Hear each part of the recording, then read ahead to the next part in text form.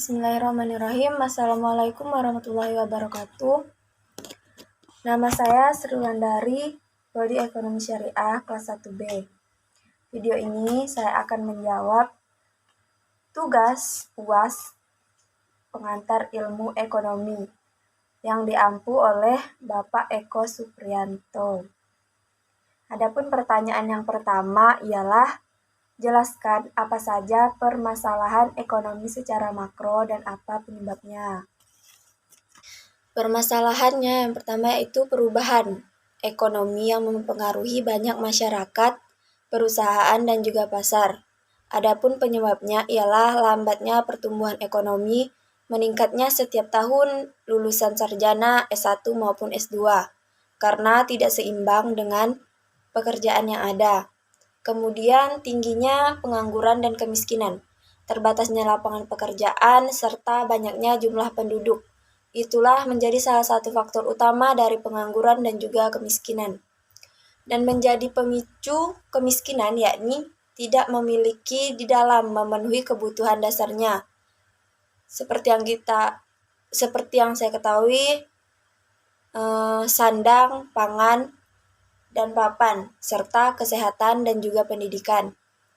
Selanjutnya tingginya hutang luar negeri, turunnya nilai tukar rupiah terhadap mata uang asing, menjadi penyebab negara kita ini hutang luar negeri tidak dilindungi dengan fasilitas lindung nilai. Pertanyaan yang kedua, solusi apa saja yang dapat saudara rekomendasikan terhadap permasalahan ekonomi makro yang terjadi di Indonesia atau di sekitar daerah saudara tinggal? Solusi yang dapat saya berikan, cara mengatasi ekonomi makro untuk pengangguran yaitu dengan yang pertama, pemerintah memberikan fasilitas yang baik di bidang fiskal, perkreditan, maupun partnership guna menciptakan usaha-usaha dan untuk menyerap tenaga kerja. Selanjutnya inflasi, adanya kenaikan harga pangan penyebab dari ekonomi makro.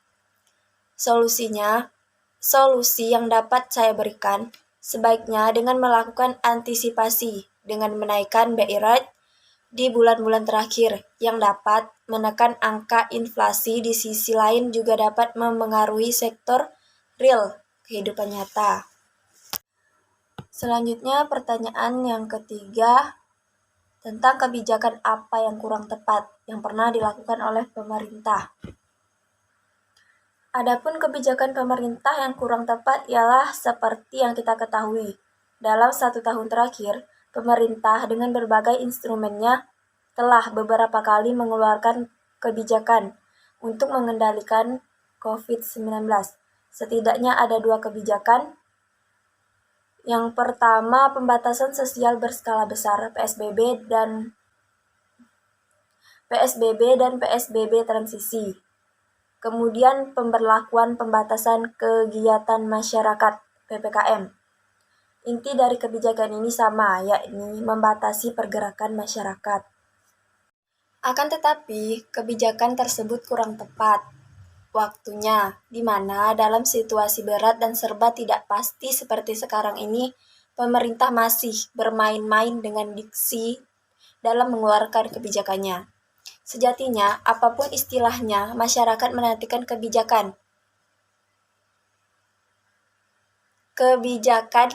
tepat yang terukur, disertai konsekuensi dan tanggung jawab negara terhadap rakyatnya dalam penanganan pandemi ini. Pemerintah harusnya mampu mengkonstruksikan analisa permasalahan berbasis kajian ilmiah, penyediaan data akurat sebagai support, serta melibatkan pakar kesehatan dan pakar ekonomi guna menekan jumlah kasus positif COVID, serta upaya pembangkitan perekonomian nasional. Selain daripada itu, diperlukan sensitivitas pemerintah dalam menjaring aspirasi dan memahami psikologi masyarakat terdampak pandemi. Terakhir, pertanyaan nomor 4, peran mahasiswa dalam menyongsong SDGs guna menyejajarkan Indonesia dengan negara-negara maju. Artikel ini membahas tentang peran mahasiswa dalam menyongsong SDGs guna menyamakan Indonesia dengan negara maju, di mana mahasiswa dikenal dengan intelektual dan juga memegang peran yang sangat penting dalam mencapai target SDGs, serta mahasiswa juga sebagai penerus bangsa dengan berbagai kemampuan serta keterampilan yang didapatkan. Sangat penting sekali peran mahasiswa di dalam SDGs ini. Saya sendiri sangat setuju dengan peran mahasiswa dalam SDGs ini untuk menyejajarkan negara Indonesia dengan negara-negara maju. Demikianlah video ini saya buat. Kurang dan lebihnya mohon maaf.